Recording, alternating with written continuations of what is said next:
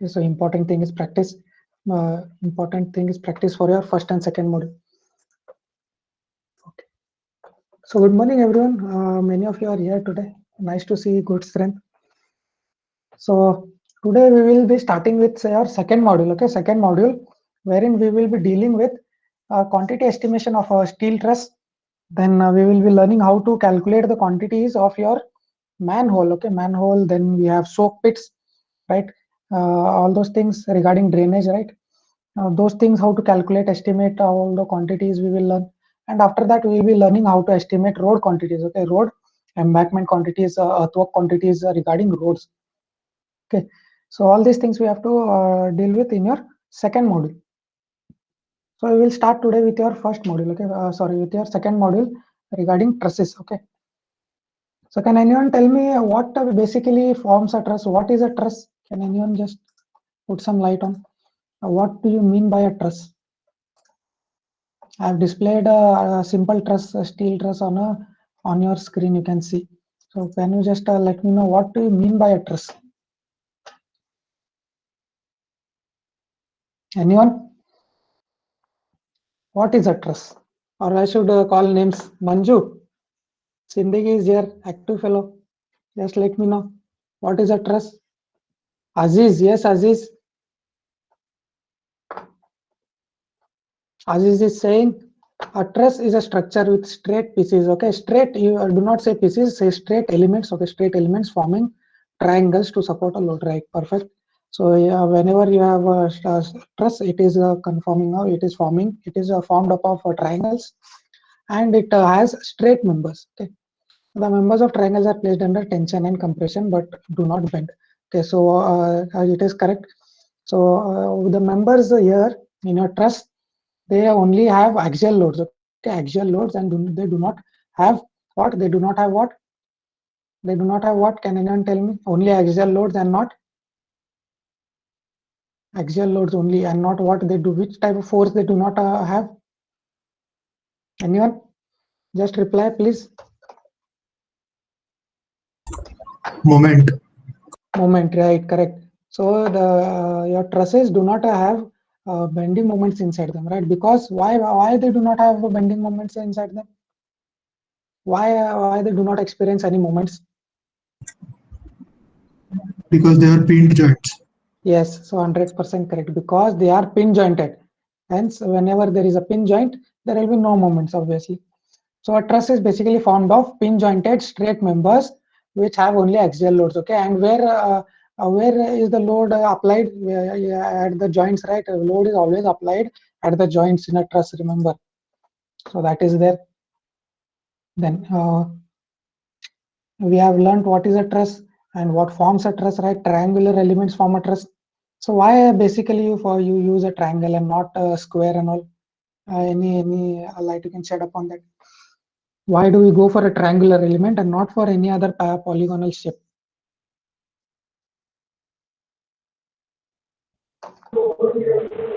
It provides natural drainage.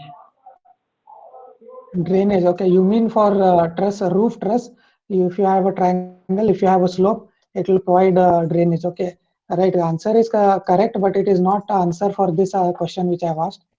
So what I'm asking is, why is a truss always made up of triangular elements and not like this any other polygonal shape, right? So whenever we have a triangle, so you have these angles, right? Inside angles, and the lengths are fixed. If you have a load which is acting on the joint here, so what will happen? If you have a load, these angles will not be able to change. Okay, angles cannot change, and your length also cannot change, right? Because of this triangular form. Hence, it can support your load without any deflection or moving. All right. So it is a stable structure. What happens if it is this kind of structure? If you load, what happens? It will just crumble down, right? It will fall down like this. It will fall down and it will become flat, right? So these angles will go on changing if you apply loads, right? So because of that, your triangle is a very stable structure, and hence we go for triangle, which forms right, your truss, right? Many triangles you can see over here. Also, many triangles are there, small triangles which form a truss. Okay, so your unit or your unit shape which we use is your triangle. Okay, so you can what your friend has said is we all the trusses joints are made up of pin, right? We have pin jointed. But you can see in this truss, you can see that we have gusset plates and then we have rivets, right? So does it make this joint a pin joint, or because of this rivets and all, it looks like a fixed joint, right? Right. So it is not a pin joint, but as per the definition, it has to be a pin joint. So what is the thing behind this? Why have we used gusset plates? It is making the joint fixed, no? So any reason that you can put that you can say why we are using gusset plates, but instead we have to make them pin jointed, right?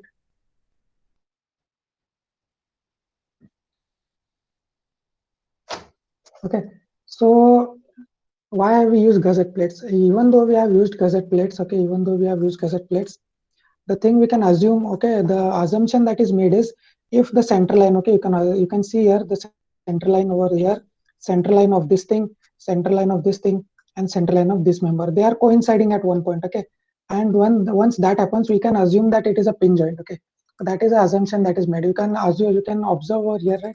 You can observe over here, all the center line of these members are meeting at a point, and when that happens, we can assume this joint as a pin joint. Okay, so that is a main assumption that is made. Instead, even though it is a gusset plated joint, it is considered to be a pin joint. Okay, so because of pin joint, there will be no moments which will be generated, and hence most of our analysis part will be easier, right? Because only there are axial loads which are acting, there will be a lesser calculations required for your analysis. So your member may be in tension, right? Or the members may be in compression, right?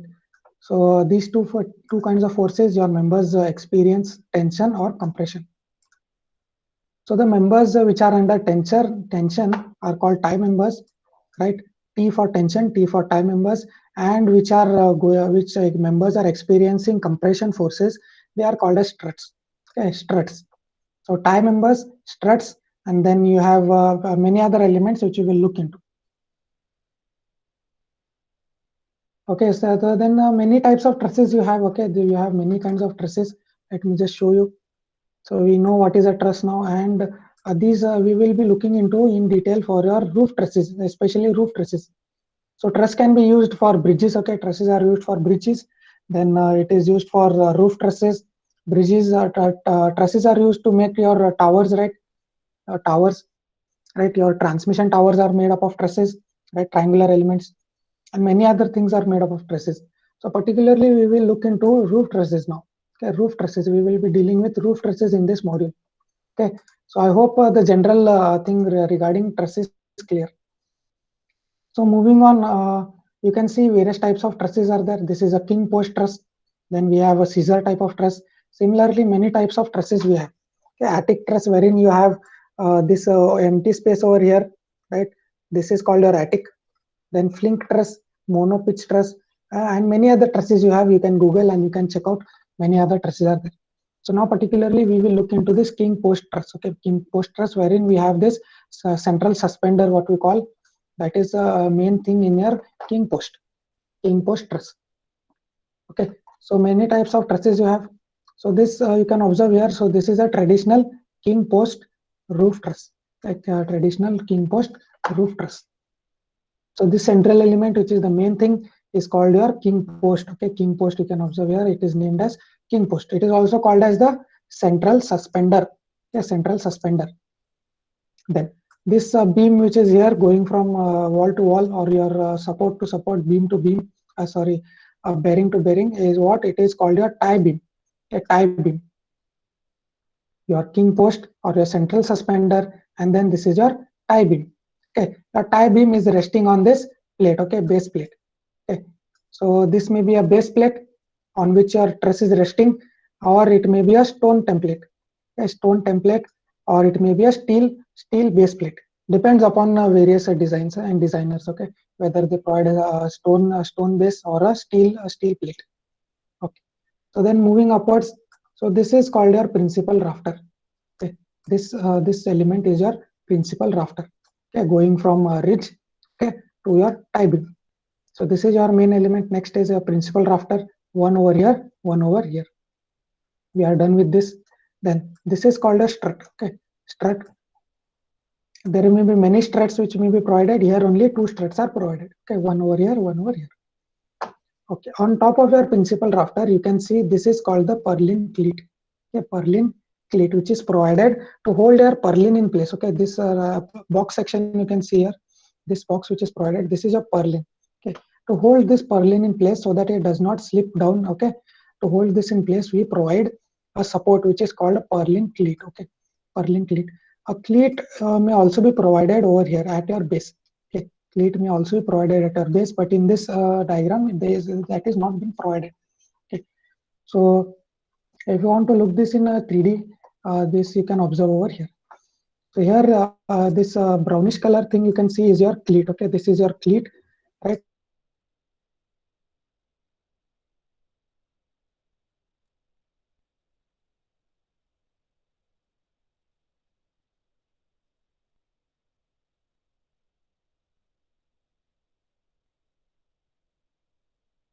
Running along trusses, but our cleat is only here. Okay, it is to hold your this thing in place. What your purlin in place. Okay, so there may be many purlins which may be provided. Only here we have seen only one. The number of purlins may be provided. Okay, so on each for to hold each of your purlin, we have to provide purlin cleat. Okay, so this is your what? This is your central suspender. What is this? What is this member? Can anyone recall what is this member? This member. What is this member? Can anyone reply?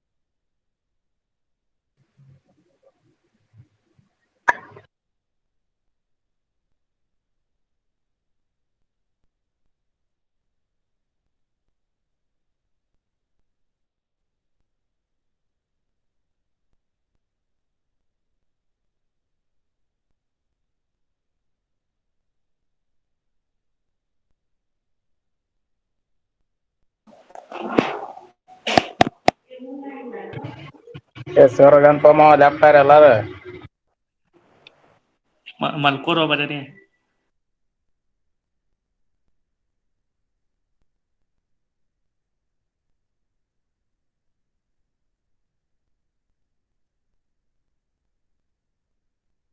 ನೀ ಏನ್ ಮಾಡಂತೀವಿ ಅವ್ರಿ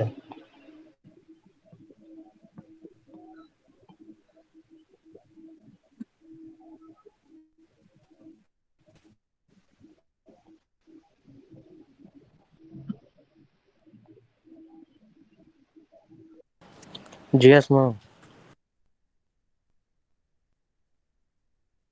sir left ಆದ್ನಲ್ಲ network problem ಐತೆ sir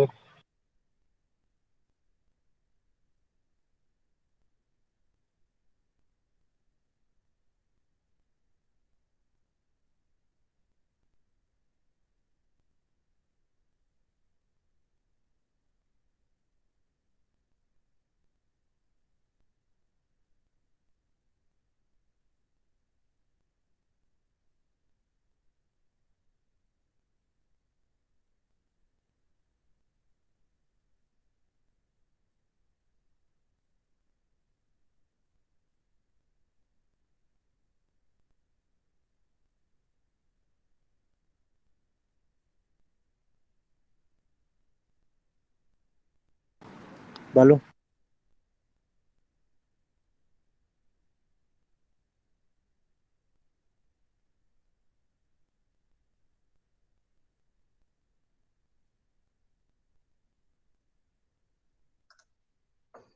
Okay, there was a network problem. Can you hear me? Can you hear me? Let me know whether you can hear me. There was some network issue. Let me know whether you can hear me, guys. Yes, sir. Okay. So up to which part I have covered before the network was lost? Up to which part?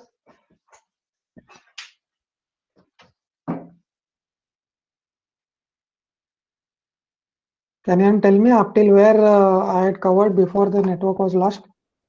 3D image ತೋರ್ಸತ್ತೆ. What? Sorry? 3D image ತೋರ್ಸತ್ತಿದ್ರು sir. Okay. Okay.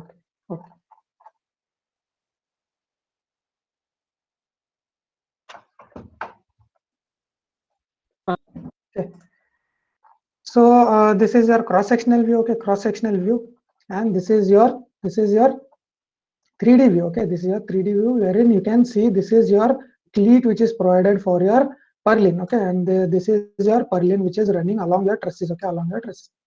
So there may be many number of purlins which may be provided depending upon the design of your truss. Many number of purlins may be provided. Okay, so this is your purlin cleat. This is your purlin. This is your principal rafter which you can see over here. This is your tie beam. Okay, tie beam.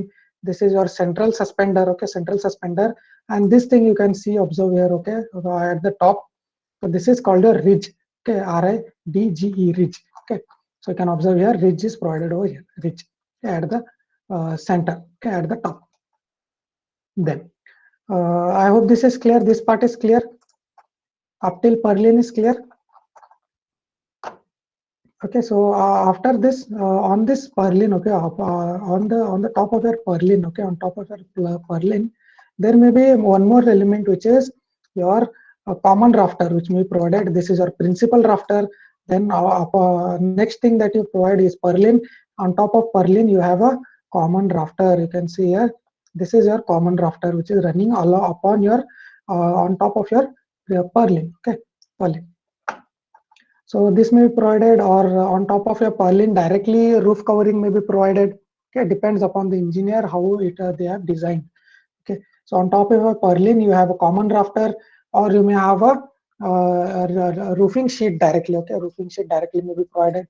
Okay, so that may be the thing. So I hope this 3D thing is clear. So one more image I have wherein it is very clear for you to understand. So you can see here, this is your central suspender or your king post. Okay, king post.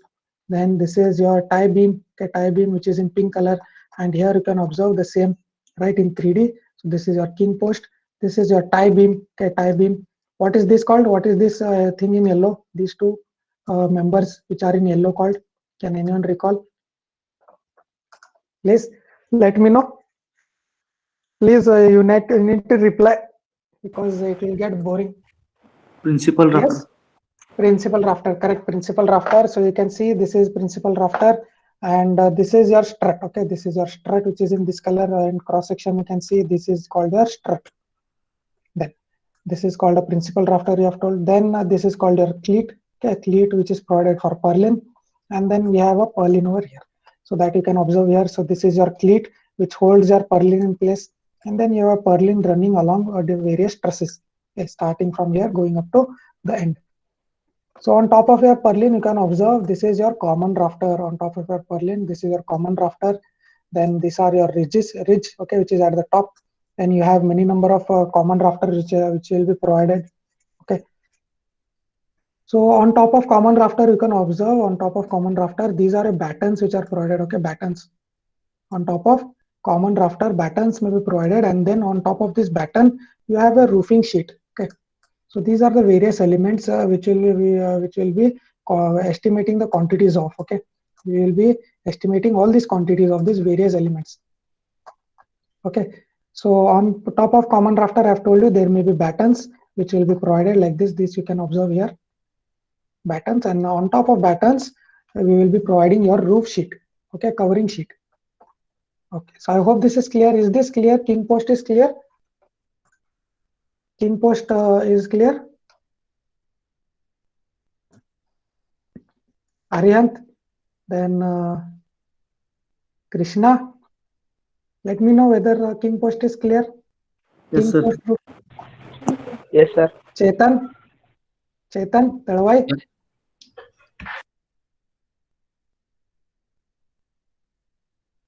Okay. So I have a few more images for you to better understand this thing. Okay. So you can observe over here. So this is your tie beam, then this is your king post, right? Strut, and then this is your cleat, which is provided for your purlin. On top of purlin, you have common rafter. Okay. On top of common rafter, you have battens, right? Right. Battens are provided. On top of battens, I have told you you can provide roof covering. Okay. The roof covering is provided on top of batten. Okay.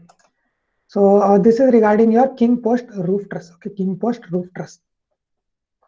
So this is your steel roof truss. Okay, steel king post roof truss. So how can you tell this is a king post? So whenever you have this central member right at the center, going from the ridge to the tie beam, you can tell that this is a king post roof truss. Okay. So this is a steel roof truss. Okay, steel roof truss. You can observe, and over here at this section. So this is important. This part. Okay, this part you can observe. Many things are provided over here. Many things are provided. So we will start from the bottom side. So this is your bearing. Okay, this is your bearing, and on top of that bearing, you have this CC block. You have this CC block which is provided on top of your bearing. Then on top of this bearing, you have a base plate. Okay, you have a base plate on top of this concrete block. Okay, on top of your concrete block, you have a base plate, and on top of that base plate, you have a cleat angle. Okay, cleat is where cleat is provided here to hold your purlin, right? And cleat is also provided over here. Okay, to attach your entire truss. Okay, to fix your truss to your bearing, we use a angle cleat. Okay, it may be 2 ISA or it may be a single ISA. Okay, cleat we provide over here, and cleat we provide over here at purlin. So remember. Next, how are these various members attached to each other? Can anyone tell how are these various members joined together each other? How they are joined to each other? How are they joined? Can you observe and tell me? Yes, please. Quickly you have to reply. How are they joined to each other? What have they used? Can you tell me? You can observe here. It is provided in the figure. Bolt. Yes, they have provided bolts, or we can use rivets also, rivets or bolts depending upon the design and the loads. We can provide any of the above. Okay. So one more thing you can observe here, we have gusset plates. Okay, you have gusset plates, right? You can observe gusset plates are provided, right?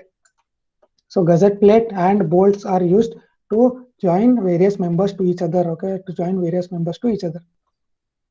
So this is your king post. Then these are your struts, tie members, right? And then this is your principal rafter. Okay, principal rafter, you can observe this element is your principal rafter. And on top of your principal rafter, what you have? So this, what is this? So this is cleat. Okay, this is one angle cleat, and then one purlin you have. Okay, let me just draw over here. So this is your one angle, which is your cleat. Okay, on that cleat. So this is your purlin. Okay, one more angle which is attached. Okay, so it forms what? It forms a C section. So this is your cleat. So one ISA angle, and then this is one more ISA angle, and this is joint like this. Okay, using bolts, and then this is attached to your principal rafter using bolts. So on top of purlin, you can observe here. On top of purlin, you have your roof sheet. Okay, you have your roofing sheet, which is a AC sheet. On top of this purlin, which is like this, running like this from top to bottom. Right, roofing sheet, and then you have a roofing cover, ridge cover over here. So how many number of purlins are there? Can you observe and tell me in this? How many number of purlins are there? How many number of purlins on one side of a truss? One side of a truss. Can I count and tell me? You can observe. How many number of purlins? Yes. Anyone? Quickly you have to reply. Very easy.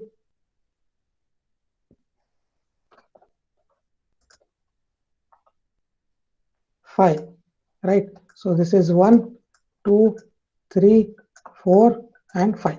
Okay, so this is on one side of a truss, right? One side. On the other side of a truss, there will be five more, right? Five more. So totally, how many purlins? 10 purlins. One on this side of your roof, one on other side of your pitched roof, right? So totally 10 number of purlins.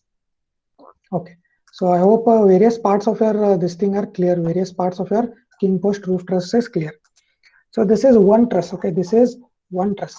Let me show you. So this is one truss. Okay, one truss which we have calculated. So there may be many trusses like this, right? So you can observe one more truss is over here, and in this image you can see many trusses are there. One truss is over here, second truss is there, third truss is there, fourth, fifth, right? Depending upon the design, you have a number of trusses which are provided. So what we can do is we can calculate for one truss, right? One truss, and then we can multiply by the number of trusses. Okay, suppose there are 10 trusses, then the total quantity multiplied by 10 will give you the total quantity of steel in all the trusses, right? Clear? So there may be many trusses. This we will calculate for a single truss, okay, and then we will multiply by the number of trusses. So I have few more images so that you can have a clear understanding of this, right? So similarly, this is a king post truss. You can see principal rafter. On top of principal rafter, you have purlin. On top of purlin, you have common rafter.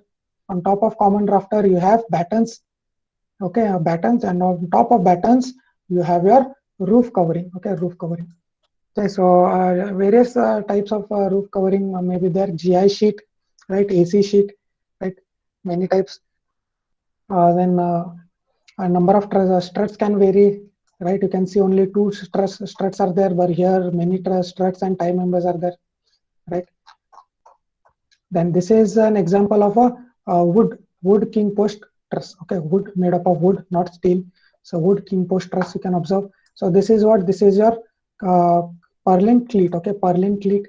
This is your purlin which is running along various trusses, and this is your principal rafter, right? This is your king post.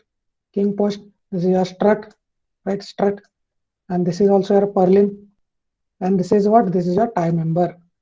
Okay, so I hope this is clear. Similarly, you can observe here how many trusses are there. 1, 2, 3 trusses. Okay, 3 trusses you can observe over here. So same members are there.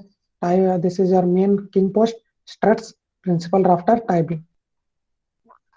Okay. So various definitions I have given. You can go through this later on. What is a rafter? What is a strut? Then ridge board, which is at the top. Common rafter, principal rafter, wall plate, right? All of these I have explained using your figure. So definitions you can go on and look into that later. Okay. So I hope everything is clear. Can you move on to the numerical? Can you move on to the numerical for calculation of your steel quantities? Yes. Is this clear? Jivan, is it clear? Uttam, Jivan, then Pradeep. Yes, sir. Okay. So we move on to the numerical, wherein we will learn how to calculate the quantities of your roof truss. Okay. So this is your roof truss. You can observe this is your roof truss. Half of your roof truss is given here. It is symmetric on the other side also. It is symmetric on the other side also. Okay. So from your center of your bearing, from the center of your bearing to the center of your truss. So this is 5.5. Okay, 5.5 meters. So on the other side it will be 5.5 meters. Okay, other side it will be 5.5 meters. So in your plan view, this is your plan view. Okay, of your workshop, plan of your workshop, you can observe it is written here. So 5.5 plus 5.5 how much? 5.5 plus 5.5 how much? What is the quantity? 5.5 plus 5.5 how much? You keep a calculator with you. Quickly you have to answer. 5.5 plus 5.5 guys. Answer. 11. 11, right? So 11 you can observe here, right? 11. So this, in this way your truss is provided. Okay, in this way your truss is provided, right? So this is your wall. Okay, at the, this is your gable wall which is provided. Here also you have to provide a gable wall. A gable wall in the sense wall which is in triangular form. Okay, a wall which is in triangular form, right? At the ends also you need a gable wall. So if I just draw, so if this is your workshop, right? If this is your workshop, right, you need to provide wall. This is your wall, At one side, this is also should be covered by a wall, right? And at the other end also, you need a wall, right? So this is made up of bricks or stone masonry, whatever it is. So this is a gable wall. This is a regular wall, right? So no need of providing truss in this part. No need of providing truss in this part because it will be supported by your wall itself, right? So this part does not have a truss. This part also does not have a truss because it is a wall element, okay, wall. So gable wall to be precise. Okay, so can you just count how many trusses we have now? So this is one truss over here, then second truss over here, third truss, fourth truss, and your fifth truss. So how many number of trusses we have? We have 5 number of trusses in total. Okay, 5 number of trusses, and the span of a truss. Okay, span of a truss is what? It is 11 meters, right? 11 meters, center to center. The span of a truss is 11 meters. Number of trusses are 5. What is the spacing between each truss? Can you observe and tell me what is the spacing between each truss? That is given in your figure over here plan. Can anyone just read out? What is the spacing between each truss? 3.5, sir. 3.5 meters, correct? 3.5 meters you can observe. So spacing between each truss is 3.5 meters. And the support is what? It is RCC. So your truss is supported on a RCC column. Okay, the bearing of your truss is RCC column. So I hope this is clear. So this is your plan view. Okay, plan view. Now what they have given here, note. So you can read all strut and tie members are ISA 65 by 65 by 6 mm. Okay, all these are 65 by 65 by 6 mm or struts and tie members. So what do you mean by ISA? What is the full form of ISA? Can anyone tell me? What is the full form of ISA? Full form of ISA? Indian Standard Angle. Yes, Indian Standard Angle, correct. So any other this you know, Indian Standard sections? Any other section you know you can name? Any other section? ISHB, ISMB, Yes. And channel, what about channel sections? ISMC, Right. So what is that M? What is that H? And what is L in that? So L means light sections, H means heavy sections, M means medium sections. Okay, medium. L, M, and H. Okay, and we can have a single ISA or we may have two ISA. Okay, two ISA wherein we have two angles which are joined back to back. Okay, two ISA meaning two angles which may be joined like this back to back. Okay, they are joined, they are riveted, or they are welded, or they are bolted. Okay, two ISA which are joined back to back. Okay. But here we can observe strut and tie members are ISA 65 by 65 by 6. So I hope you have learned all these things in your steel, right? Have you learned all these things in a steel? You have learned, right, about design of steel members. So this is 65, this is 65, and the thickness of this member is how much? It is 6 mm, right? 65 by 65 by 6. So this is 65, okay, and this length is 65, and the thickness of this member is how much? It is 6 mm. Okay, 6 mm. So that is what is ISA 65 by 65 by 6. So next thing. So let us look into the cross section details. What all are given? Let us look into that. So we will start with the main element. So this is your king post. Okay, king post or your central suspender. Okay. So let me just zoom in. So this is your central suspender. Can you read this central suspender? What is the dimension of this central suspender? Is it visible? Is it visible? If it is visible, can someone read out? What is that dimension? Please quickly, anyone can read out? ISA 50 by 50 by 6. Yes, 50 by 50 by 6. Okay, so it is a single angle. Okay, single angle 50 by 50 by 6. And the length is also given. Okay, here length is given. Length you can read, it is 2.6 meters. 2.6 meters, that is the length of this member is 2.6 meter. That is also given. No need of calculation of that. Okay, so moving on to next, we will look into tie member. That is your tie beam over here. Tie beam, right?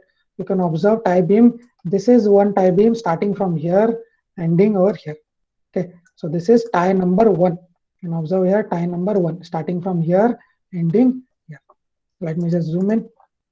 So this tie member is made up of what? It is made up of two ISA 80 by 80 by 6.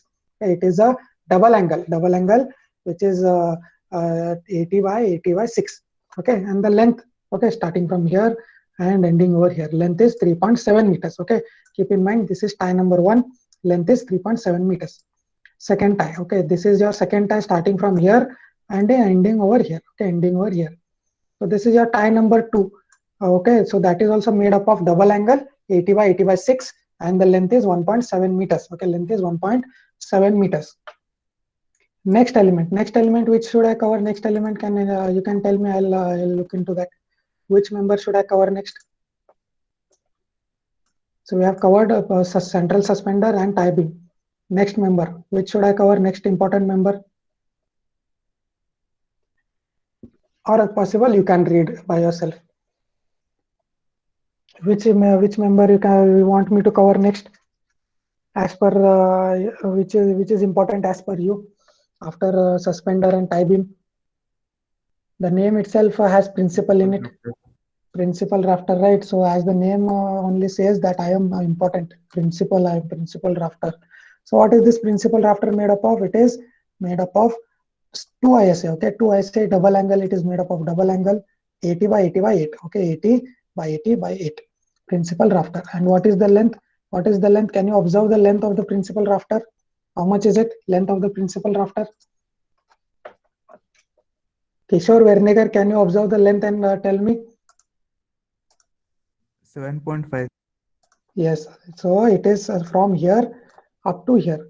Okay, it is given over here. You can observe the dimension is given over here, 7.5 meters, starting from here, ending up to here, up to ridge. Okay, so principal rafter we have covered. So next thing, on top of principal rafter, what is placed on top of principal rafter? Purlins, On sir. top of purlins, right? Purlins. And to hold your purlins in place, what member is provided to hold your purlin in place? To hold your purlin in place, we have a cleat. Purlin. Okay, cleat angle is provided. So that detail is given over here. You can observe details of a purlin. Okay, so this is your principal rafter, 2 ISA 80 by 80 by 8. Okay, so this is your cleat angle which is provided, which is of size 65 by 65 by 6. Okay, it is single ISA cleat, and to that cleat angle, this purlin is bolted. Okay, to this purlin is bolted. You can observe here. So that purlin is what? It is 2 ISA 100 by 75 by 6. Okay, purlin is 100 by 75 by 6. Okay, so this is the detail regarding purlin. So how many purlins are there? Can you observe how many purlins? Can you just let me know how many number of purlins are there? Arsenauer will answer this. Arsenauer, how many number of purlins can you observe here? Yes? No answer. Can you observe how many number of purlins? Anyone can answer? 5, right? So it is 1 over here you can observe, second over here you can observe, third one here, third, fourth, and then fifth. Okay, 5 number of purlins, and purlins, you know, it will run from one truss to another truss. Okay, it will continue like this. Okay, cleats will not be continuing, only your purlins will continue. Okay, it will continue from one truss going to second truss, and it will continue like this throughout your span. Okay, it will be like this. Purlin will be running in this fashion. So length and all we will calculate later. Okay, length of your purlin we can calculate later when we are dealing with the quantity calculation of your purlin. Okay, so next thing we are left out with is your GI sheet which is provided on top of your purlin. You can observe there is a GI sheet which is provided on top of your purlin, and that dimension of that GI sheet. Okay, dimension of that GI sheet is, you can observe over here. So it is 0.01 meter. 0.1 meter, sorry, it is 0.1 meter thick. 0.1 meter thick GI sheet is provided, and the length of your GI sheet is how much? 7.5 meters. Okay, same as the length of your principal rafter. That is the length of your GI sheet also, right? Starting from here, starting at ridge and ending over here. So length is 7.5 and it is 0.1 mm thick. So now we are left out with your tie members and your strut members, which is inside. Okay, all these inside members we have to look into. So we have dealt with this tie member 1 and tie member 2. Now tie member 3 is provided over here. You can observe tie 3 is written. Tie 3 is written over here. So it is starting from here, ending up to here. So length is 1.2 meters. Then tie 4 is here. You can observe this is tie 4. So length is 1.9 meters. Length is 1.9 meters. Then one more tie, last, that is tie number 5. So this is your tie number 5. It is 2.9 meters in length. Okay. So totally how many number of ties? We have 5 number of tie members. 5 number of tie members. What about struts? What about struts? This is strut number 1. Strut number 1, you can observe this is strut number 1. Length is 0.55. Then this is your strut number 2. Okay, length is 1.8. This is strut number 3. It is 0.9 meter in length. Okay. So strut number 1, 2, and 3. So how many number of struts? 3 number of struts. Okay. So this is in one half of your truss. Okay. This is in one half of a truss. Other side also there will be same elements, right? Other side also there will be same number of elements. So totally how many number of tie members? 5 into 2, that is equal to 10 members. And strut members also into 2, that is equal to 6 members. Okay, remember this. Do not forget to calculate on the other side also. While calculating the quantities, you have to multiply that by 2, because this is only half side of the truss. Half side also we have to consider. But single element is this. This do not multiply by 2 because this is only a single element. Okay, so rest all the things you have to multiply by 2. Okay, remember this. So I hope the section is clear. I hope all the details are clear. So if it is clear, we will move on to the calculation part. Just let me know whether it is clear. Is it clear? Quickly you have to reply. Is the cross section clear? Are all the details clear? So Yes, it may sir. seem yes, okay, very good. Others? Yes, Chetan is saying yes. Others? Others, please reply. Others? Yes. Bharti is saying yes. Jeevan is saying yes. Prajwal, yes. Others also reply quickly. If you want any other detail to be explained, please let me know. Yes. Okay. So maximum of you have understood. Yes. So I need everyone to reply. Okay, everyone should reply, because if you do not reply, you will not understand. You will just zone out of the session. Yes. Okay. So remember, all the tie and strut members are 65 by 65 by 6. That is not given over here. That is mentioned over here. Okay. So that is done. So this plan is clear, the detail is clear, and the section is clear. So now we will calculate all the required things. Okay, all the steel quantities we will calculate. So remember, this is a steel truss. Okay, steel truss, because it is made up of ISA sections. Okay. So moving on to calculation, you can observe over here. We will now start calculating all of these things. So what we will start with? We will start with the main thing, that is your principal rafter. Okay, steel work in roof truss, including erecting and fixing roof truss in position. So the steel work in roof truss includes what? It includes erecting and fixing the roof truss in position. So write this statement, and then write this statement, which is very important. It is calculation for one roof. Okay, this is calculation for one roof truss. Okay, so after we calculate for a single roof truss, what we will do? We will multiply by the number of trusses. How many number of truss we have? Can anyone recall how many number of truss we have? How many number of trusses we have? How many number? You can observe here and tell me how many number of truss we have. Reply quickly. 5.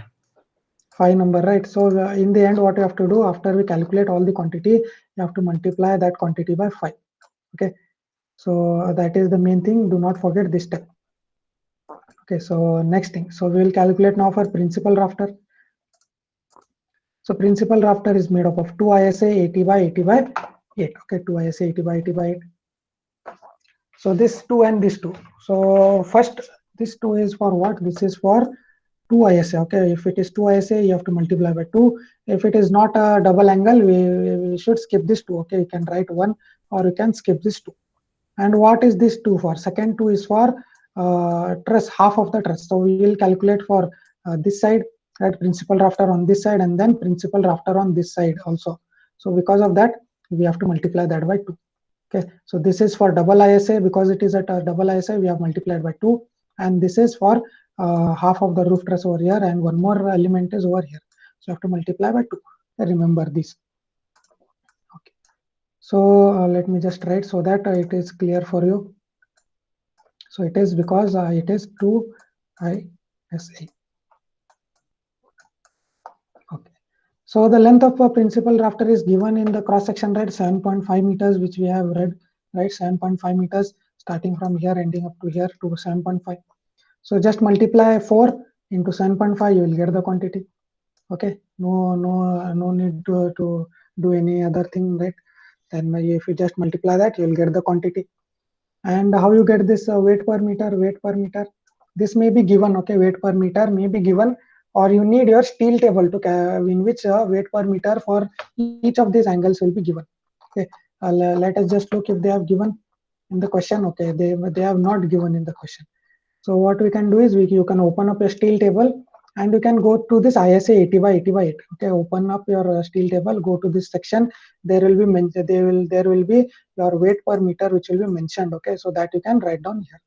Okay, so multiply quantity into weight. Okay, multiply quantity into weight, right? You will get your this thing, total weight. Okay, total weight. Now after principal rafter is done, now we will calculate for struts. Struts, I have told you, we have 3 number 1, 2 and 3, so we have separately mentioned them. Separately we have truss. Struts, we have 3 types of struts, right? 1, 2 and 3, which I have shown you in cross section. So all of these struts are of the same dimension, that is 65 by 65 by 6. Okay, struts are of the same dimension, 65 by 65 by 6, and you can observe they are single ISA, they are not double ISA, they are single ISA.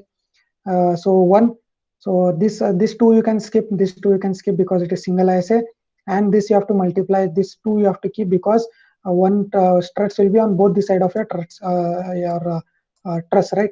Struts are on this side of your truss and on the other side of your truss. So 2 you have to multiply everywhere over here. Okay, so length is also given for all the struts. Length is given, no need for calculation. Length are directly mentioned in their cross section. So that length you can write down over here, and then quantity you can just multiply this number and length, you will get your quantity. So weight per meter, as I've told you, you will get from your steel table. You will get from a steel table, you multiply quantity by weight per meter, you will get your total weight. Okay, total weight. Now moving on to tie members. Moving on to tie members, how many number of tie members we have? 5 number of tie members we have, right? 1 over here, 2nd over here, and this is your 3rd, then this is your 4th tie member, and then this is your 5th tie member. Okay, lengths are given, and the sections are also mentioned. Okay, sections are also mentioned. So your 1st and 2nd tie member is what? It is in your tie beam. Okay, it is in your tie beam. These 2 are in your tie beam, and these 2 are inside your truss, right? These 3 are inside your truss. So these 2 are what? Made up of double ISA, and these are made up of single ISA. Okay, so these should be multiplied by 2. Okay, so this should be multiplied by 2. That is there. Then sections are different for this tie beam. Tie beam section is different, and for this truss tie beams, the section is different. Okay, so respectively you can multiply. Lengths are given, then weight you can get from a steel table, and you can multiply and get the quantity. Okay, so central suspender only one, right? Only one, no need for multiplying that by 2, and also it is a single ISA. Okay, single ISA, so that is directly you can calculate, no need of anything. Then cleat angle, so this is very important. Okay, cleat angle is very important. It is difficult to understand. Okay, cleat angle is a bit difficult to understand. So as I've told you, cleat will be provided where? Cleat will be provided at your purlin. Okay, you can see to hold your purlin, one cleat angle is provided 65 by 65 by 6, and one more cleat angle is provided over here. Okay, you can observe. So this is your cleat angle which is provided to hold your truss. Okay, to hold and anchor your truss to your base plate. Okay, so this one cleat angle is provided over here. So this is wrong. So this dimension is wrong. So it is what? It is 65 by 65 by 6. So the same angle is provided over here. Same angle is provided over here. 65 by 65 by 6. Okay. So let me just show you the cross section so that it is clear for you. Okay, so we need to calculate, as I've told you, we need to calculate cleat at base plate and cleat for purlins. Okay, so cleat which is separately given for base plate and cleat which is separately provided for purlins, we need to calculate them separately. Okay, so let me just show you your cross section. Okay, so this is your in detail cross section which I have tried to draw with the details which is provided. Okay, so this is your bearing, right? This is your column which is provided, so it is 0.3 meter in width. Okay, so this is our base plate which is provided, which is 0.3 by 0.3 and 0.15 mm in thickness. So this is our base plate. This is your cleat angles, okay, which you can see in red. Okay, this is your cleat angle which is like this, okay, which is placed like this. So this is your cleat angle, and that is what it is made up of, single ISA 65 by 65 by 6. Okay, so then there is this holding bolt of 75 mm dia which is used to hold your truss, right, to anchor your truss in your bearing, that is there. And then this is your gusset plate, right? Gusset plate is provided. And then this is your tie member 80 by 80 by 6. This is your principal rafter which is 2 ISA. You can observe here, this is 2 ISA, right? Back to back angles 80 by 80 by 8. Okay. So why is this gap in between? Why is this gap in between? Because here you have a gusset plate, right? Gusset plate of 8 mm, right? Gusset plate of 8 mm. So it is ending over here. So after this, your this gap will remain, right? 8 mm gap will remain. So this gusset plate is 8 mm. So this gap will also be 8 mm. Similarly, here also this gap will be 8 mm. Okay. So I hope this section is clear, right? Then we will calculate what is this length now. So if you observe from this side, this side you can observe it is this is the section. Okay, this is the section. If you observe from your right side, okay, so this is your cleat angle which is in red. You can observe here, which is in red, cleat angle. This is anchored to your bearing, right? Then you have this gusset plate, right? You have this gusset plate, right, which is bolted. This green color bolts you can observe, right? This is your bolted to your gusset plate, and on top of that you have this pink color. You can observe tie member. You can observe here tie member, double ISA, right? That is over here. Double ISA is bolted to your gusset plate. Okay, so this is your tie member which is in pink color, and this is your cleat which is in red color. Okay, 2 ISA. Sorry, it is single ISA 65 by 65 by 6. Okay, gusset plate is 8 mm thick. This orange color which is your gusset plate is 8 mm in thickness. But logically, if you ask me, you have to provide one more thing, right? One more cleat angle, right, over here. But they have not given that detail. I don't know why. But if you observe, you have to provide this, right? One more cleat you have to provide. But here they have chosen not to provide one more cleat angle. They have provided a single cleat angle. Okay, this is not 2 ISA. It is a single ISA.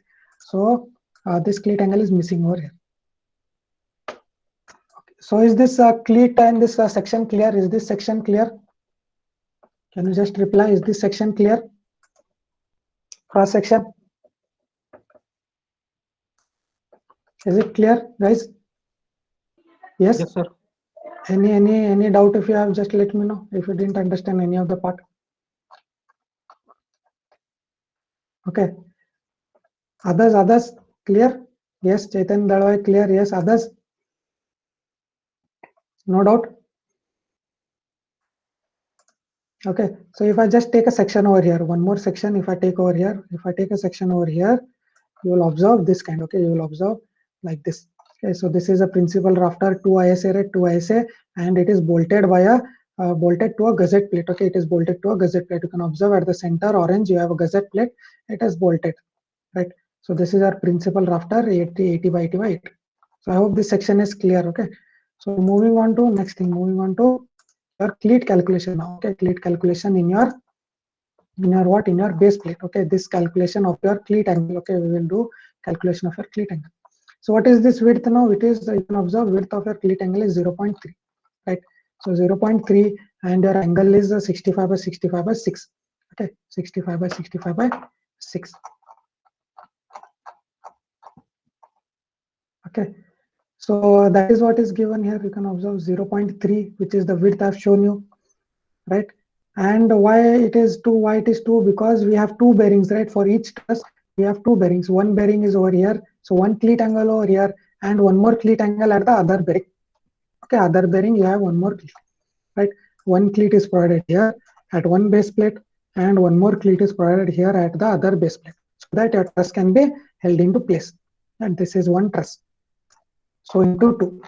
Okay, so that is why this 2 is here. So this is 0.3, which I've shown you that is the width of your bearing, and that is the length of your cleat. Okay, so you multiply 2 into 0.3, you get 0.6. This is the unit weight of your cleat angle. Multiply this by this, you will get your total quantity in kgs. Okay, total quantity in kg. Now, I hope this cleat angle calculation for base plate is clear. Now, cleat angle for your purlins. Now we have to calculate for purlins. How many number of purlins are there? How many number of purlins are there? Recall how many number of purlins? Can you recall how many number of purlins? Can anyone tell me how many number of purlins? 5, sir. 5. 5 number, right? 5 number, but 5 number of purlins are on this side. What about the other side? If you consider on the other side also, right? 5 number here, 5 on this side also, right? 1, 2, 3 like this. 5 on other side also of your truss. How many number then totally? 10. 10, right? So you can observe here 10 number which we have written over here. Okay, 10 number of cleats because we have 10 number of purlins. Because we have 10 purlins, to hold those 10 purlins, we will be requiring 10 cleat angles. Okay, 10 cleat angles. So that detail is given over here. You can observe that detail is given over here. Cleat angle. Okay, so this is your cleat angle which is provided like this to hold your purlin in place. So it is bolted. Okay. So now what is the width of that, what is the length of that purlin, or that length of the cleat angle. So that I have shown over here. Let me just scroll down. Okay, so this is your principal rafter, which you can observe in blue color, principal rafter. This red color is your cleat angle. Okay, red color is a cleat angle, and then on top of this is your purlin, which is bolted like this, placed and bolted like this. Okay, so now length of this purlin, length of the cleat angle, length of the cleat angle. So this is red color cleat angle, and this blue color is your principal rafter. So this is your principal rafter, right? 2 ISA principal rafter, 80 by 80 by 8. Okay, 2 ISA 80 by 80 by 8, and then gusset plate is 8 mm thick, right? So this gap which is in between here is 8 mm. Okay, this gusset plate gap is 8 mm. There is no gusset plate over here. There is gap. Okay, so now what is this width? You can anyone tell me what is this width totally of this cleat angle now? If you observe from this side, right? If you observe from this side, this is the section which you will observe. Okay, this is the section if you will observe. If you just cut over here, take a section over here and observe from this side, right? You will just see this section. So what is this width? Can anyone tell me? Calculate and let me know what is this width. 172. How much? How much? I didn't get it. 170, right? 170 Yes, sir. or 170. But this gap which I've told you, this gap I've told you is 8 mm. So calculate now. This gap is 8 mm, which is the gap, which is the thickness of your gusset plate. Now calculate. It is not 10 mm. That gap is not 10 mm. Calculate. 168. Yes, so it is 168. How have you got 168? Can you tell me how have you got 168? How have you got 168?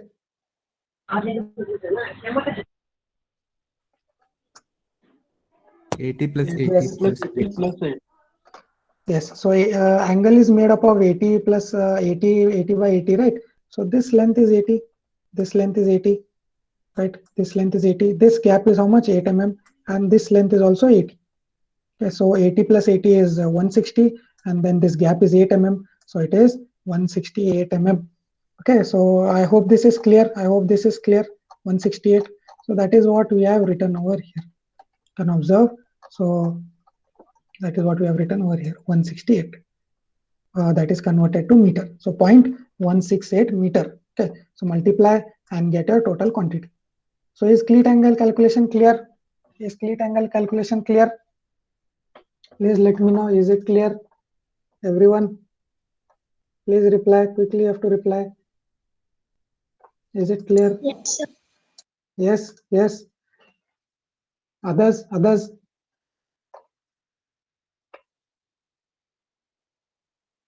Yes, okay. So now moving on to gazette plate. Okay, moving on to gazette plate. What all we have covered? We have covered principal. This central suspender we have covered. Principal rafter is done, right? Struts and ties are done. Struts and ties are done, right? All of this is done. Then cleat is done. Cleats is done. Okay, purlin we will calculate later. Okay, purlins we will calculate later.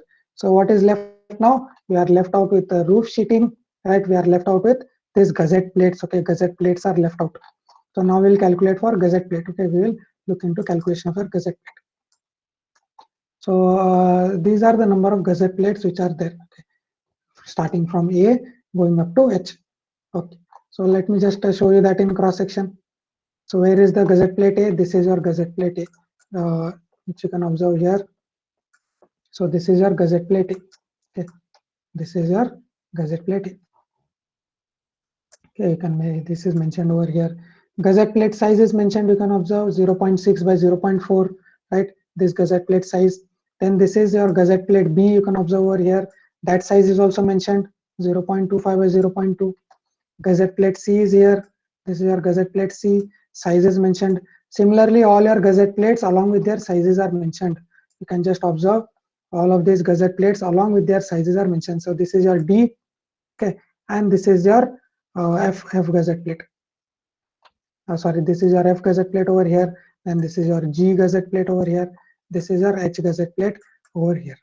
Yes, gazette plates are there along with their dimensions. They are also mentioned. Dimensions are also mentioned. So this is E gazette plate. Okay, this is your E gazette plate. So E and F gazette plates are only one in number. Okay, they are only one in number. Okay, but all the rest of these, okay, A, B, C, D, then this G and H. Okay, G, H, A, B, C, D, G, H, and this one also. So all of these gazette plates are two in number because one is over here, one is on the other side. One is over here, one is on the other side. So you have to multiply for these. You have to multiply by 2. But for your gazette plate E, okay, gazette plate E and gazette plate F, you have to multiply by 1 because they are only one in number because it is at the center. So keep that in mind while multiplying. So you can observe here. So E and F are only multiplied by 1. Rest all are multiplied by 2. Okay, number are 2 in number. So these are the sizes which are given, which you have written down directly, right? Which you have written directly. Then you multiply the 2 into 0.6 into 0.48. You will get this quantity, and then this is your unit weight of your gazette plate. Okay, 8 mm thick gazette plate. This is your unit weight. This you will get from steel table. You will get from steel table. You multiply and you get your total quantity in kg. Okay, so gazette plate calculation is very easy. Okay, only thing is you need to carefully note down the number of gazette plates. Okay, number of gazette plates. Okay.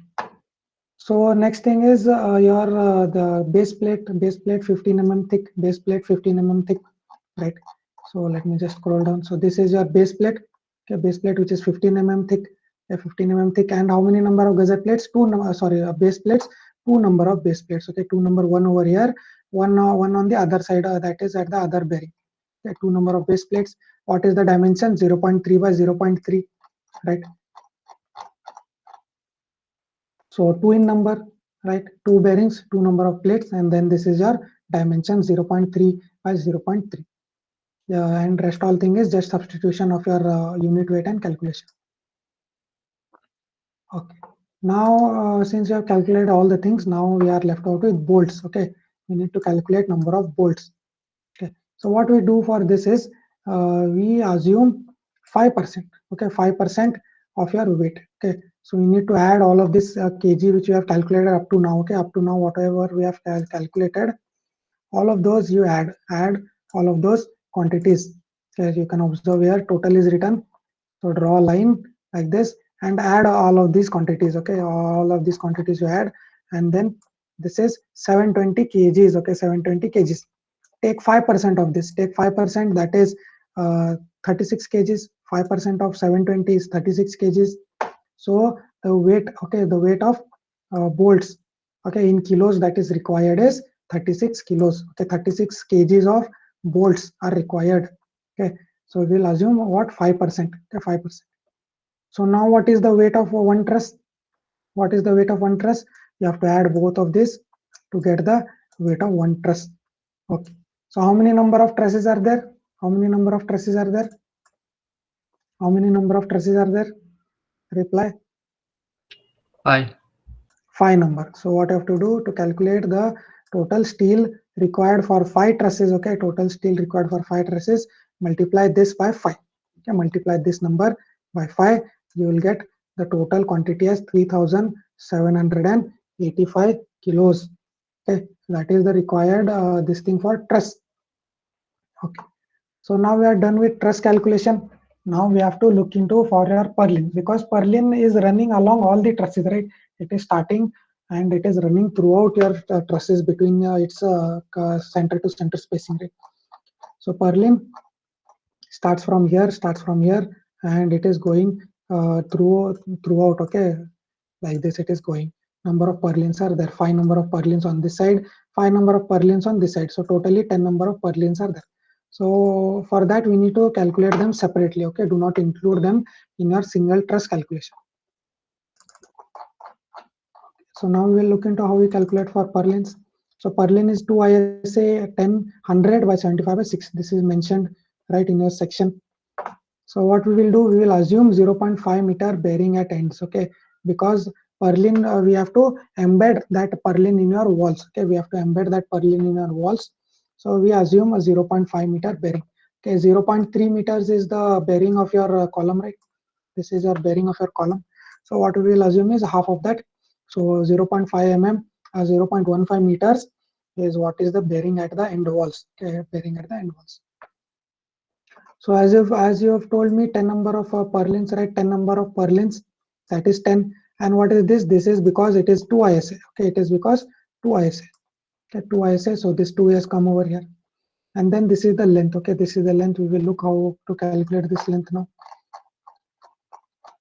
So this is your span, right? This is your span, which is 21 meters. Okay, 21 meters at the from the center to center. 21 meters. Assume a bearing of 0.5 meters on each side, 0.5 meters on each side, sorry, 0.15 meters. So 0.3 you need to add 0.3. So it will be totally it will be 21 plus 0.3, that is 21.3 meters, 21.30 meters. That is the length which you have to substitute over here. So this thing they have mentioned wrong. It is not 22.3, it is 21.3. Okay, make that correction while writing in your notebook. Okay, so multiply 20 into 21.3, you will get the quantity in meters. This is the weight per unit meter. Multiply these two, get your total quantity of purlins. Okay, total quantity of purlins. Now, the total quantity of steel. Okay, add these two, 7385 plus, 3785 plus 3568. Add both of this, you will get the total quantity of steel. Okay, so now we are done with the steel calculation. I hope steel calculation is clear. All the calculation in your steel truss is clear. If you want me to explain any of this, just let me know. I hope it is clear. Everyone should reply now. Everyone should reply, please. Chetan, Arihant, Jeevan, Bharti, then Aishwarya, Prakash, Krishna, Kishore. Please let me know whether it is clear calculation. Arpita, sir. Lakshman, Jyoti, Mayur, Aziz, all everyone. Yes, sir. All clear. Okay. So this is regarding your steel calculation. Okay, steel calculation. Now what we have to look into? We have to look into painting. Okay, painting of your steel truss. Okay, should we? Do you need a break of 5 minutes or should I continue? Just let me know. Reply. Those who want break can raise their hand. Raise their hand. You have an option. If you need a break, let me know. 1. Aishwarya needs break. 2. Sir, continue, sir. Continue. Kishore says continue. Others. No one needs break. Everyone is saying continue. 3 of you have raised their hand. Others also reply, please. Your vote also matters here. Every vote counts. Should I continue or you need a break? Continue. Aziz also says continue.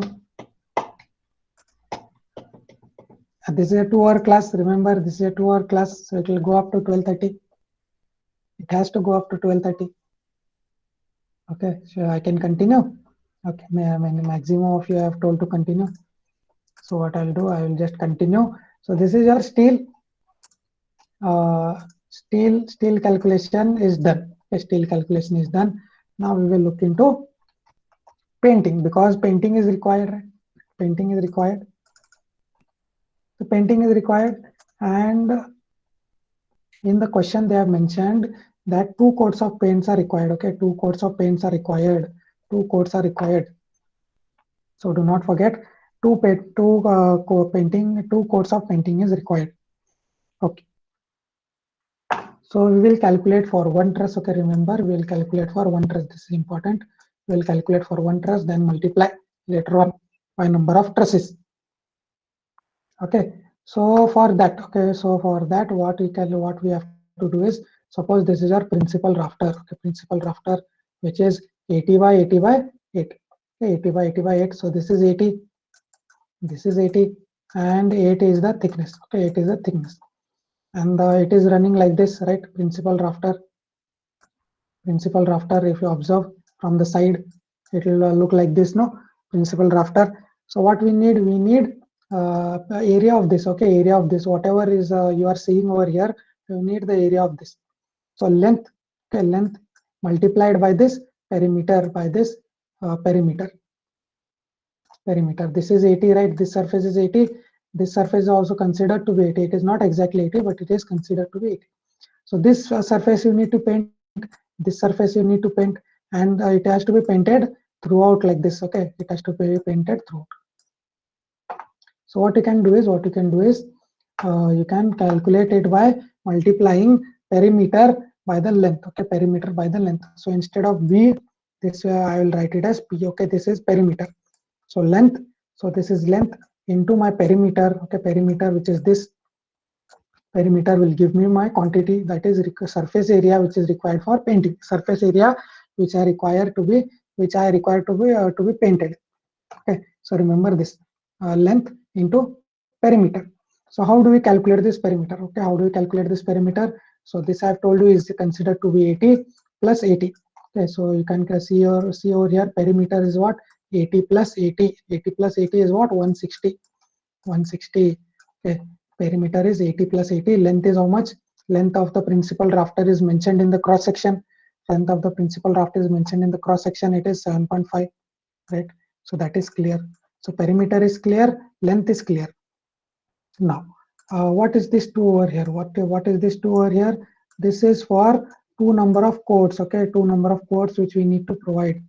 So remember, this 2 is for number of coats. Okay, number of coats. So 2 number of coats, hence we have written 2 over here. Okay, so 160 into 2. So 160 into 2, how much? 160 into 2, 320. Okay, 320 mm or 0.32 meters. Okay, so this is perimeter which we have calculated, which I will write over here. So length I have written from the cross section. So this is done. So now what is this 2 into 2? Okay, as I've told you, this is for double ISA. 2 is because it is a double ISA, right? Principal rafter is a 2 ISA. So this is a 2 which is for double ISA, and this 2 is for truss. Okay, so my principal rafter is over here and also over this side of your truss, right? So this is for one side and other side, so 2, and this is for double ISA, 2 ISA. So if it is a single ISA, you can skip on this 2. If it is a single ISA, right? And this 2 will come in all the members. Okay, this 2 will come in all the members, except which member? Except which member? Your central member, okay, which is a single member. So this 2 will come in every member except your central suspender. Okay, so remember, this is for quotes, this is for say double ISA, and this is for your number of members. Okay, one in this side, one in this side. Okay, so multiplying number by length into breadth will give you your surface area, total surface area which needs to be painted. Okay, surface area which needs to be painted. Next, moving on to struts. Similarly, you can calculate for struts. Strut is made up of what? Strut is made up of single ISA 65 by 65 by 6. Okay, 65 by 65 by 6. Single ISA. Okay, single ISA. So 65 plus 65 you will do to get your perimeter, multiply by number of chords. Okay, so perimeter we have got 0.26.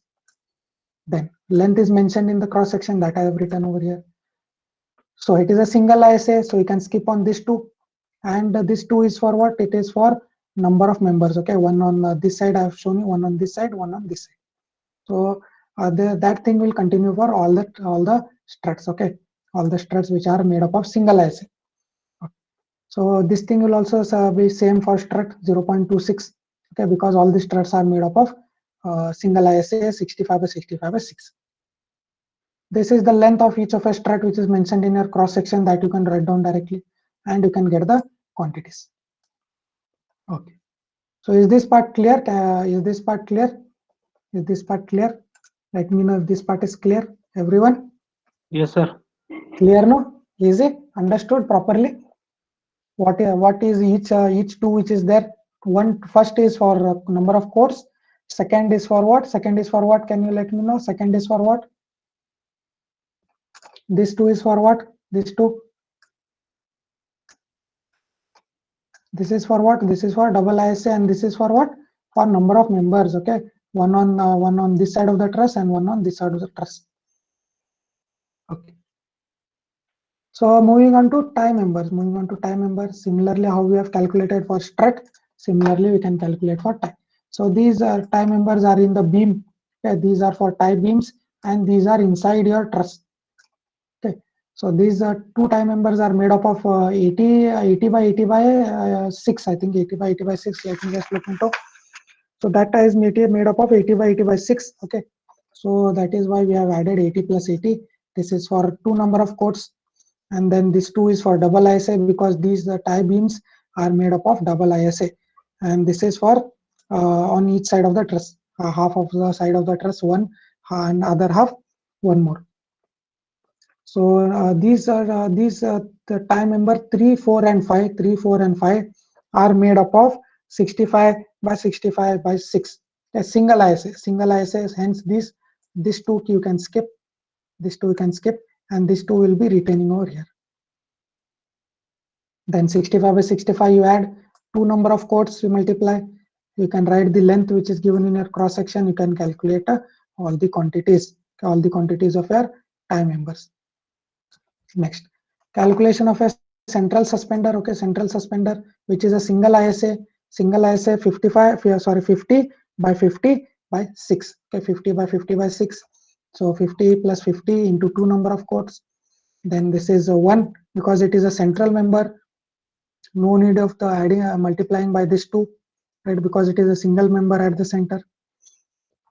So this is the length which is given in the cross section. This is the perimeter which we have calculated. So we'll get to the quantity. Now, for your cleat angle, which is a single angle 65 by 65 by 6. Okay, 65 by 65 by 6 is the cleat angle. So at base plate, so 2 number of base plates we have, right? 2 number of base plate we have. So 2 number over here. And then purlins, totally we have 10 number purlins, right? 10 number of purlins. So that is 10 over here. So 10 number of purlins, hence how many number of cleats are required? 10 number of cleats are required. Okay, so this is 0.3 which I have shown you. That is the bearing, right? 0.3. So the length of this cleat will be how much? 0.3, right? Which I have shown over here. You can observe. So this is the length of your cleat, right? Length of your cleat, which is 0.3. Next, length of your cleat for this thing, for your purlin, it is 168. Okay, 168. Same thing.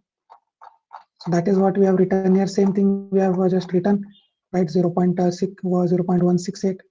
Okay, then you can get your quantity. Next, gusset plate is very easy. Gusset plate, but you have to paint for both the faces. Okay, paint both the faces for gusset plates. So 2 chords. Okay, 2 chords, and then this 2 is for both the faces. Okay, sorry, it is for one side gusset plate and other side gusset plate. Okay, then this is the size of their gusset plate which is given, and then you can get the quantities. Okay, you can get the quantities. And then base plate we are left out. Base plate, 15 mm thick base plate. Okay, so base plate, two number of base plates, right? 2 number of base plates. And then base plate can be painted on one side. Okay, one side you can paint the base plate. Okay, so this is a base plate size 0.3 by 0.3.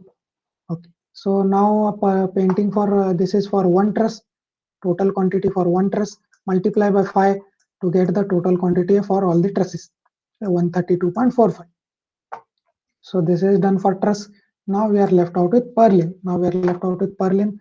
Same thing you can do, right? Calculate the perimeter 100 by 75, multiply by number of coats, that is two number of coats, and then this is the perimeter which you get, which I have written over here. Perimeter length which we had calculated previously, same length 21.3, right? And then this is for your number, so this is 10 number, and then this is for your 2 ISA. Okay, 2 ISA and 10 number. So you get total purlin surface area, which needs to be painted. So add both of this, you will get your total quantity of surface area which needs to be painted.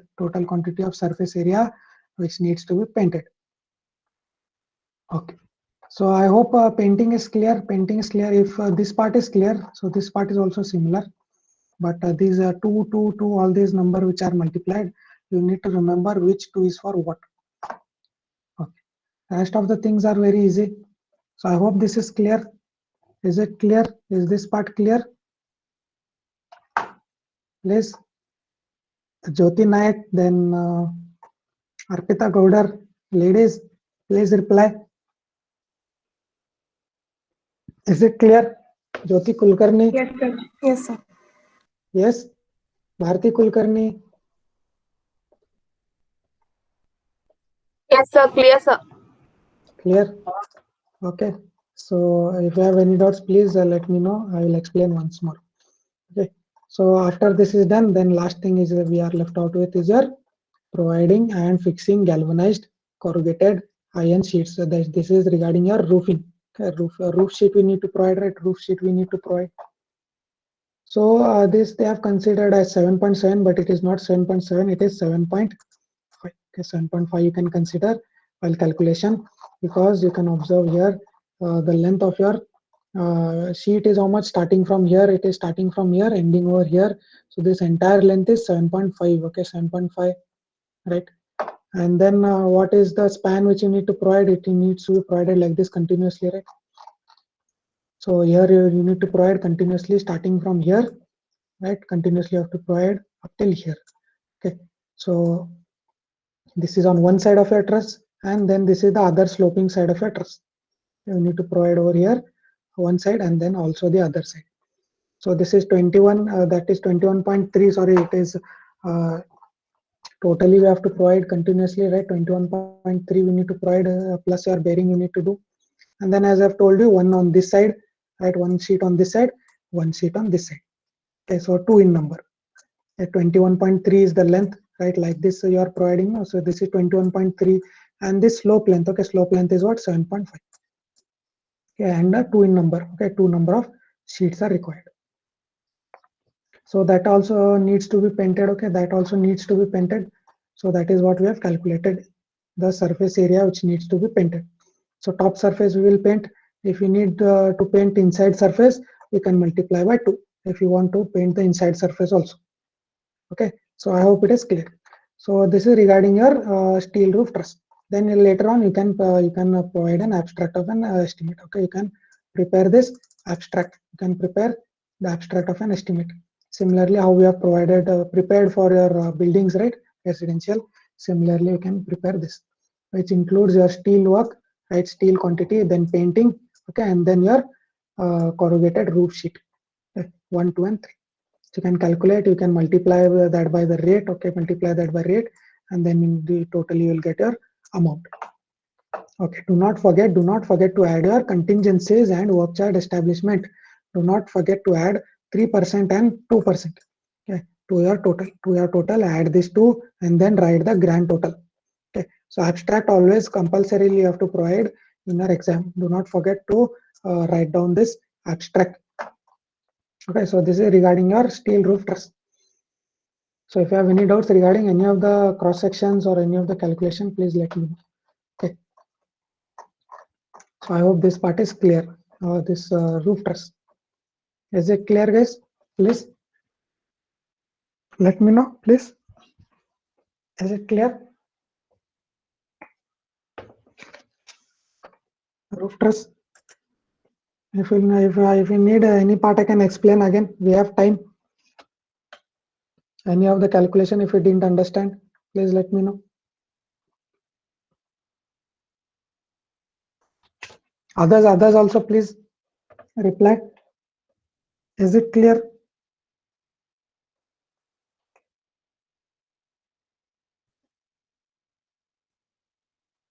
Is it clear, guys? Others? Only 3 of you have replied. Others also I need a reply from. Bharti Kulkarni, yes. Yes, sir. Yes. Others? Kishore is silent. Yes, sir. Then Aishwarya Kurli. Yes, sir. Chetan has replied. Then Pradeep. Yes, sir. Aziz, I hope Aziz. Yes, sir. Okay.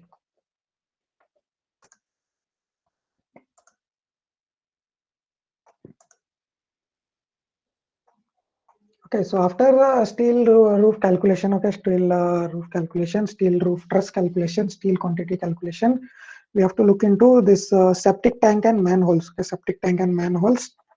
I'll just provide an overview of that. Okay, so I hope this part is clear. We still have half an hour, and we are lagging behind. And if you want a break, you can have a break, and then we can continue. No, sir. No, I have a break 5 minutes. I have a break of 5 minutes, and then I'll just provide an overview what a septic tank is, what a manhole is. Okay, I'll not solve the problem. I'll just show you what are the different parts, and then we can continue tomorrow. Okay, if you need a break, so what we'll do is we can continue at 12:10 if you want, or 10. After that, we can continue for 20 minutes. Please let me know. You need a break? I know it is tough for you to sit for 2 hours. I know it is tough. But still we need to cover, we are lagging behind. That is why. I'll just provide an overview of septic tanks and all, and we can continue. The solution and all those things will continue in the next class, but just an overview I'll provide. So if you need a break, please let me know.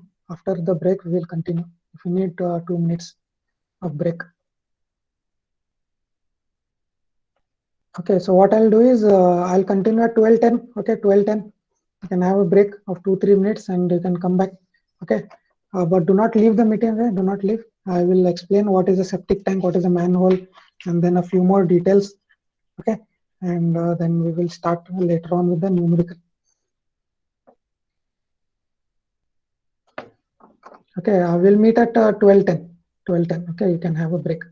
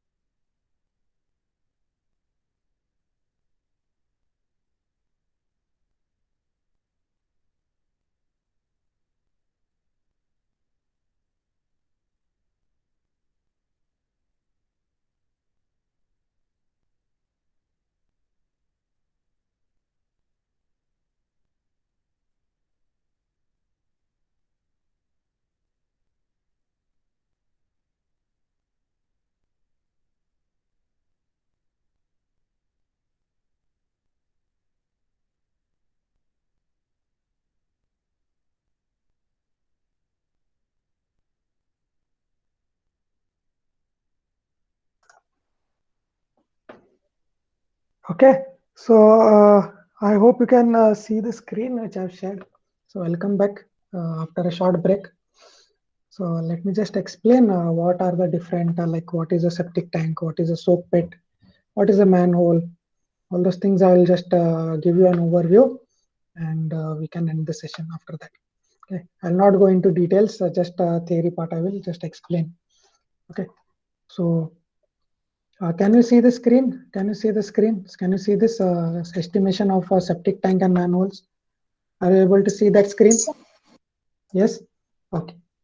So as in this we will learn to estimate the quantities, okay, of a septic tank, then manholes, okay, and along with septic tanks there is one more thing that is provided which is called a soak pit. A soak pit. So we need to learn how to estimate the quantities of septic tanks, soak pits, and manholes. So this is very important with respect to our exam. So and these examples are very easy also.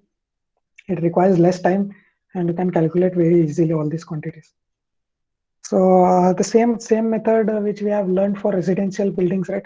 Same. Which two methods have you learned to calculate the quantities? Which two methods have you learned? Can anyone recall which two methods main to calculate the quantities? Two methods you have, no? Can you let me know which two methods? Long wall, short wall, and center. Yes, correct. So we have estimated quantities using long wall method, long wall, short wall method, right? And one more method is your center line method, CL. Okay, so you can use any of the method. Okay, center is long wall, short wall, or center line. Whichever you have found easy, you can use that method, and you can estimate the quantities, okay, of your septic tank and your manhole. So one problem I'll explain using long wall, and if you want one problem, I'll explain using center line, so that you can judge which is easier, and you can use that in your exam. Okay. So what is septic tank? Septic tank is usually consist of brick wall in cement mortar, and the foundation floor are of cement concrete. Okay, so let me just show you what the septic tank looks like. Okay, looks like. So septic tank, soak pit, manholes, or these are dealing with your wastewater treatment, right? Wastewater, right? So whenever your water is used, it passes through your septic tank first. Septic tank it passes through, then it passes through soak pit, right? Soak pit it passes through, then it may reach a manhole. Okay, manhole. It will reach a manhole, or it will reach a drainage system. Okay, so first first element which is your septic tank.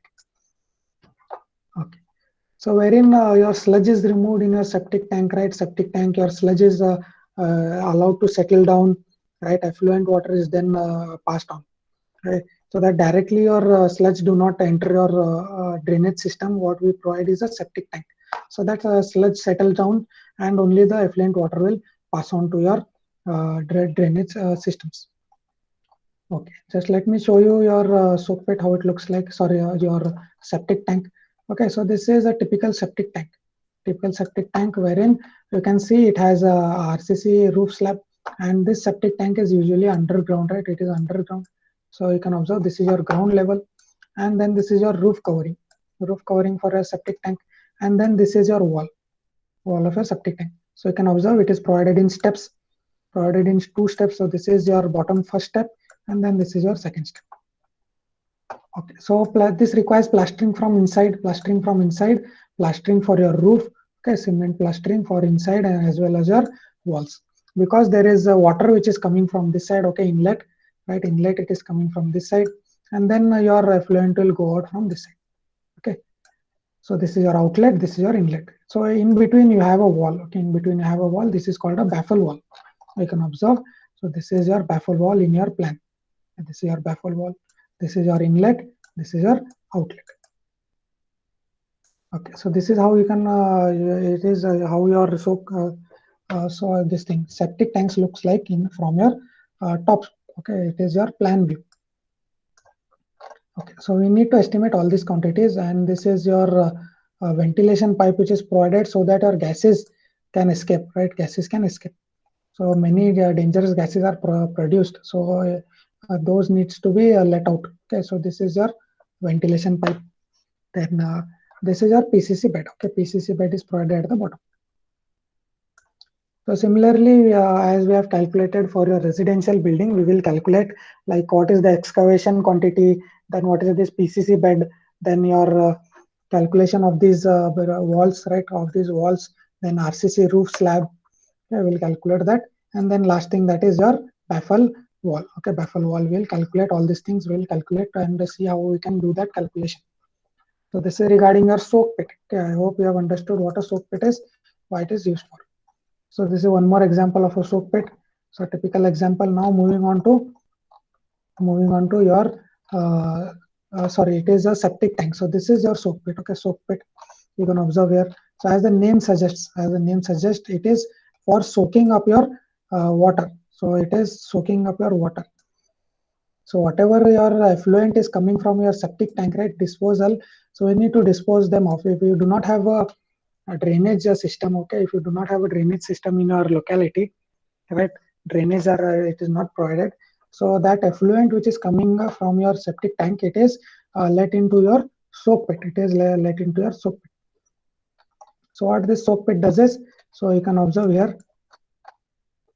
So this soak pit, whatever the effluent is coming here, so this is it allows your water to be absorbed in your soil. Okay, it allows your water to be absorbed in your soil. Okay, so this is for soaking up your effluent. Okay, so it has inlet, then it does not have outlet, because all the water which is coming here, it has to be soaked up into your ground.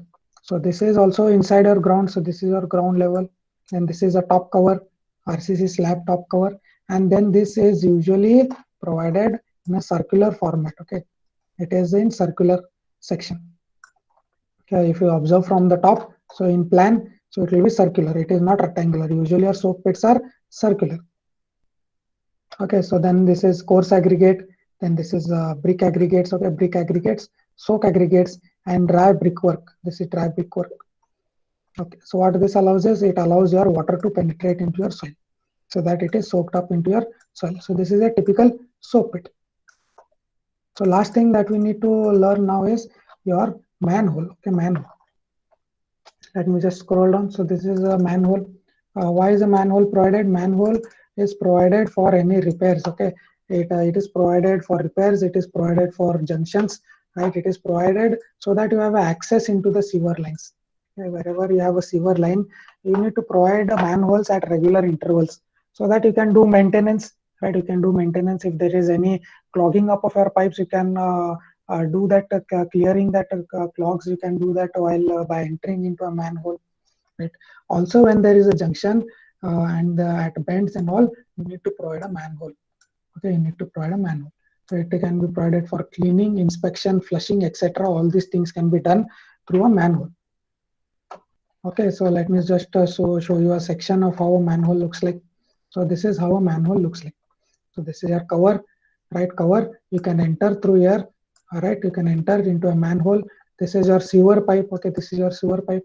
You can observe this is your sewer pipe, and then you can observe from this section you can enter here. You have steps. You have steps so that you can climb down and you can do the cleaning work. Okay, you can do the cleaning work over here. So this is a typical manhole. Okay, typical manhole, and this is the plan. Okay, you might have seen in your locality you have manholes. Like this is the cap, right? This is the cap, and this is the overall manhole which is provided. Okay, so is this clear? Is all the parts and all the three, like your soak pit, then your septic tank and manhole, why they are provided, what is the use, how is the section and all? I hope all these things are clear. So we will learn how to estimate quantities of these manholes, right? Manholes, septic tanks, all those things we will learn how to estimate the quantities of these things. Okay, so you can observe over here, we have a junction, right? We have one branch which is coming from here, and then this is your main sewer line, right? So whenever there is a junction, you need to provide a manhole. So this is the entire thing is a manhole. Then this is your opening. Okay, then this is your manhole opening. And observe, this is your manhole opening. Okay, so this is not your manhole. This entire thing is a manhole, but at the surface only this cap will be visible, right? At the surface only this cap is visible. Okay, at the road level you can observe here. You can observe at the road level. So what is the road level here? So it is shown over here, you can see. So this is your road level, right? Road level is this. So at the top only you will observe this manhole cover which is provided. So you will think that manhole is only of this size, but actually it is such a big structure inside our ground. Okay, so there are the steps are provided so that you can climb down and then do the maintenance work. Okay, so this is a tip regarding some general information of your soak pit, of your septic tank, and your manholes. Okay, so I think this is enough for the session today. So start typing in your attendance. Okay, you can start typing in your attendance. Along with that, if you have any other thing to say, if you have any other doubt, you can let me know. Please, everyone, type in your attendance. Please type in your attendance. Do not miss your attendance. You have attended the whole 2 hours, and if you miss your attendance, then later on you will face problems.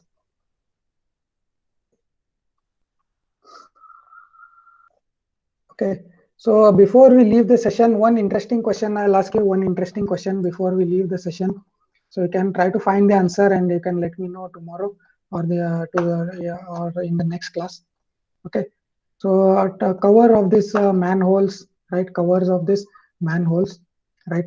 So you can observe here manhole cover. So it is given in circular shape, right? It is given in circular shape. So this cover also you can observe it is given in circular shape, right? Then soak pit cover is also given in circular shape, right? So this is also given in circular shape. Then your water tanks, right? Water tanks which you have on top of your roofs. So that cover is also in circular shape, right? And all the things are having circular shape covers. So why they provide circular shape covers, right? Even though your manhole is rectangular in section, right? Manhole is a rectangular section. The opening which they provide is circular. So why particularly circular they provide, or a circle they provide for an opening and not a rectangular thing? So you can try and find the answer, and you can let me know in the next class. I hope the question is clear. Is the question clear? Why the openings, all of your openings are provided in circular format? Try to find the answer. Like your tanks, right? Your overhead tanks, that cover is also circular. Then many of your jars, right? Jars which you store your things in, that cover is also circular. Usually circular covers are provided. Why is that circular cover provided? You can just try and find out and let me know. Particularly for manholes, particularly for your water tanks and all those things. Okay, I hope the question is clear. You can try to find the answer and let me know. Surface area will be more, right? Surface area, I think that is not a concern, because if a square will have more surface area compared to your embedded circle. If you just try and look here, so this circle will have less surface area and this square will have more surface area. So that is not the perfect answer, not the perfect answer, but you can try. Okay, you can just try and let me know tomorrow, or you can let me know now.